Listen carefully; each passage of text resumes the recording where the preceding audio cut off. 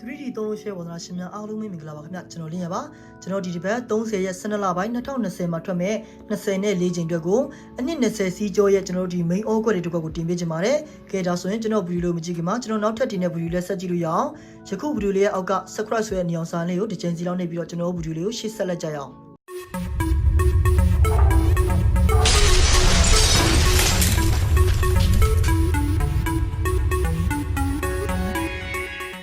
20မှာကျွန်တော်ဒီတစ်ချိန်မဲ့ထွက်တဲ့ main all ကွက်လေးကိုကျွန်တော်မပြခင်မှာတော့အရင်ဆုံး break line လေးကိုကျွန်တော်တစ်ချက်ကြည့်လိုက်အောင်ပါနော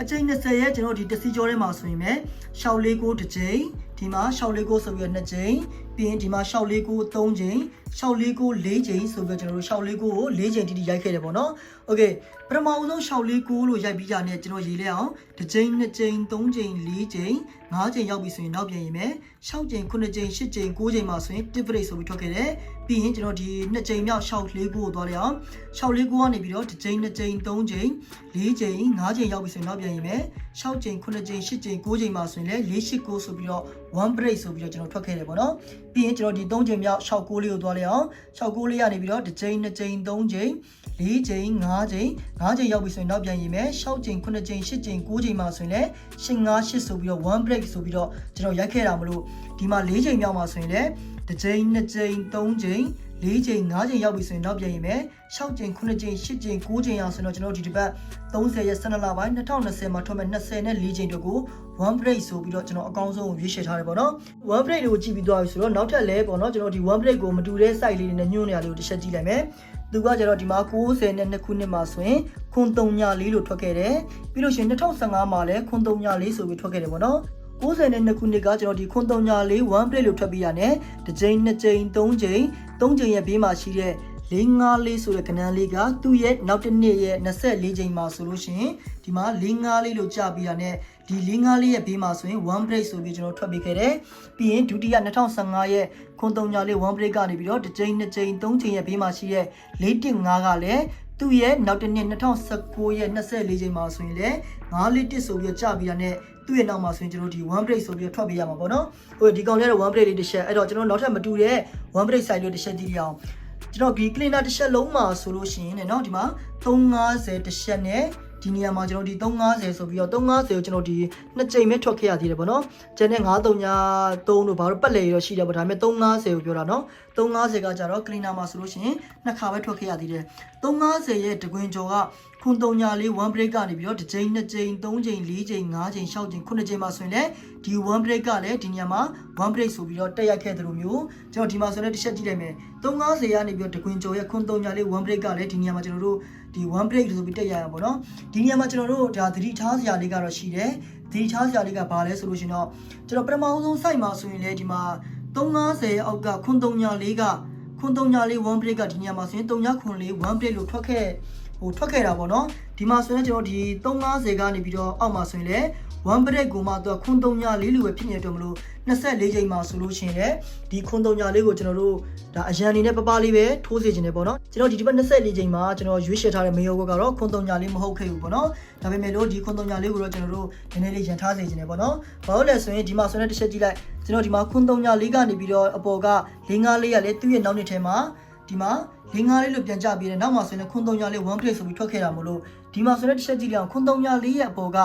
415ကလည်းသူ့ရဲ့နောက်တစ်ချိန်မှာဆိုရင်941လို့ကြာပြီးတဲ့ဒီနေရာမှာဆိုရင်ခွန်304ဆိုတဲ့ခဏလေးကဒါမဖြစ်မနေကိုရန်တင်နေပေါ့နော်။ Okay ဒီတော့ကျွန်တော်ဒီဘက်ရွေးချယ်ထားတာကကျတော့ break ကကျတော့1ပေါ့နော်။အဲ့တော့ break 1လေးကိုကြည့်ပြီးသွားရဆိုရင်ထိပ်စီးရဲ့ပြီးရင်နောက်နှလုံးပေါင်းရှင်းနှလုံးပေါင်းရဲ့ပြီးရင်ကျွန်တော်တို့ဒါအကျိန်20ရဲ့ကျွန်တော်တို့ main output တွေကိုလည်းကျွန်တော်တင်ပြပါမယ်ဗျာနော်။အဲ့တော့ကျွန်တော်အခုပထမဦးဆုံးပြမှာကကျတော့ကျွန်တော်ဒီ220မှာတစ်ချိန်ပဲထွက်ခဲ့တဲ့ကျွန်တော်ရှင်းနှလုံးပေါင်းလေးကိုပြပေးပါမယ်။အခုကတော့ကျွန်တော်ဒီ2020နှစ်ထဲမှာဖြစ်တဲ့အတွက်မလို့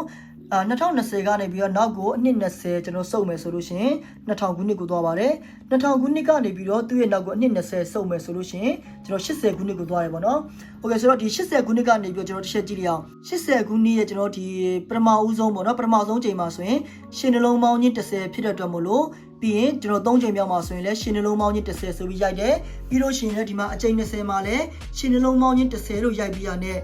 936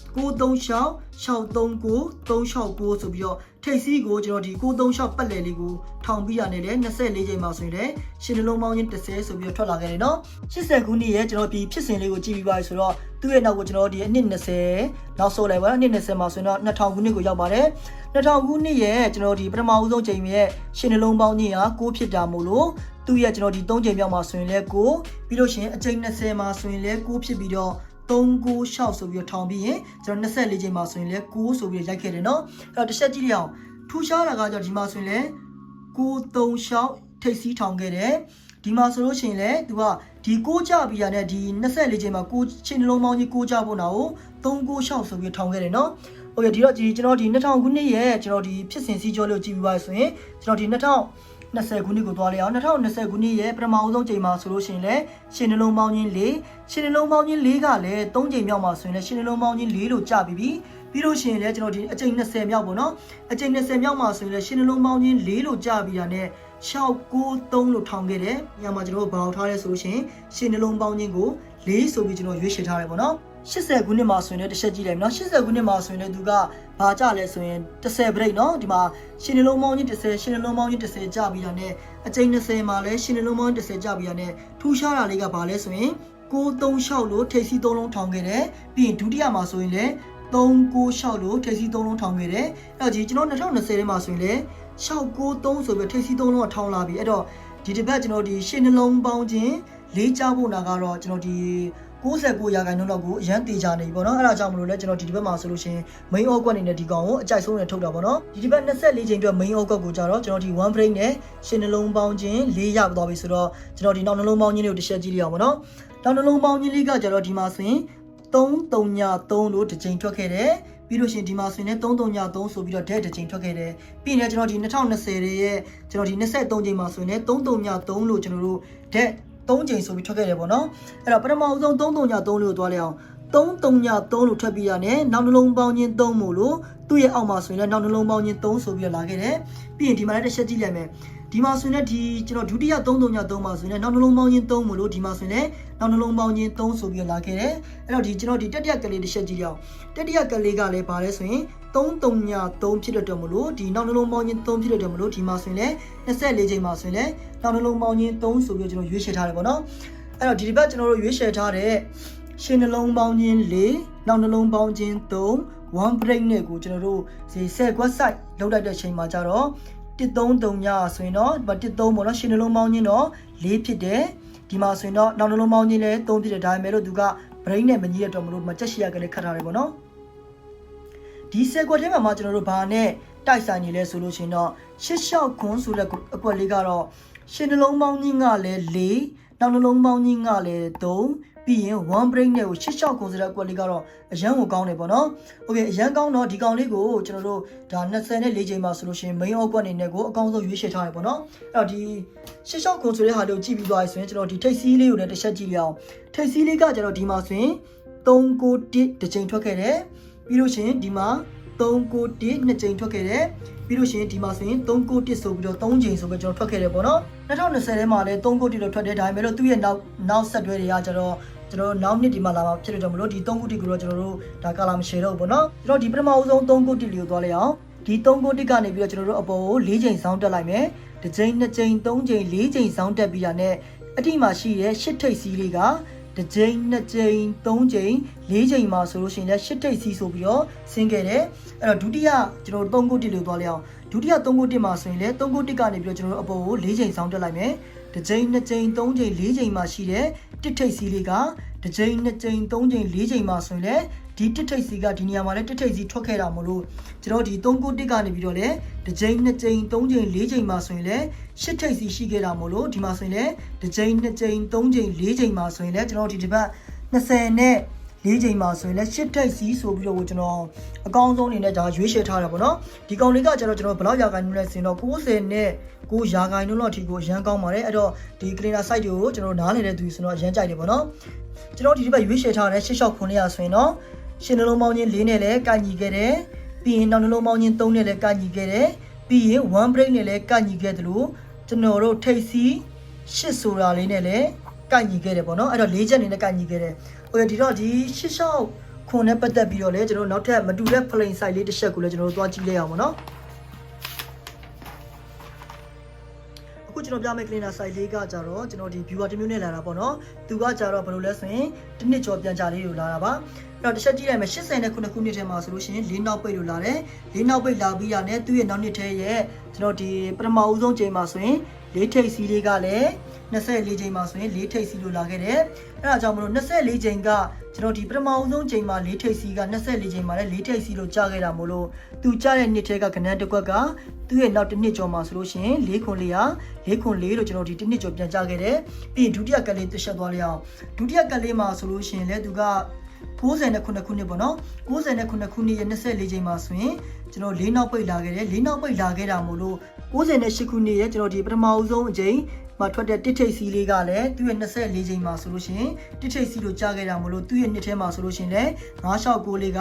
သူ့ရဲ့နောက်တစ်နှစ်ရှာမှာဆိုလို့ရှိရင်95ဆိုပြီးတစ်နှစ်ကျော်ပြန်ကြားခဲ့တယ်ပေါ့နော်အဲ့တော့သူကဘယ်လိုလဲဆိုလို့ရှိရင်တစ်နှစ်ကျော်ပြန်ကြကျွန်တော်ဒီတစ်ချိန်ပဲလာခဲ့တာပေါ့နော်အဲ့တော့ပထမဆုံးကတ်မှာဆိုရင်လည်း4ခွန်4က4ခွန်4လို့တစ်ချိန်ကျွန်တော်တစ်နှစ်ကျော်ပြန်ကြခဲ့ပြီဒုတိယကတ်မှာဆိုရင်လည်း969ကလည်း969ဆိုပြီးတော့တစ်နှစ်ကျော်ပြန်ကြခဲ့ပြီပြီးရင်ကျွန်တော်တစ်ချက်သွားလေးအောင်2019မှာဆိုရှင်၄နောက်ပိတ်လာပြီ၄နောက်ပိတ်လာပြီလို့ရှင်2018ရဲ့ပထမဦးဆုံးချိန်ထိပ်စီးလေးကလည်းသူ့ရဲ့24ချိန်မှာဆိုရင်ထိပ်စီးလို့ပြန်ကြခဲ့တာမို့လို့2018ထဲမှာထွက်ထားတဲ့ကျွန်တော်တို့ဒီကနန်းကွက်တွေက2020ထဲမှာဆိုလို့ရှိရင်တစ်နှစ်ကျော်ပြန်ကြပြီပေါ့နော်ဒီမှာဆိုရင်ကျွန်တော်တို့အပေါ်တွေကတော့ကျွန်တော်ပြန်ကြလာခြင်းမရှိသေးဘူးပေါ့နော်ပြန်ကြလာခြင်းမရှိတဲ့ချိန်မှာကျွန်တော်ဒီ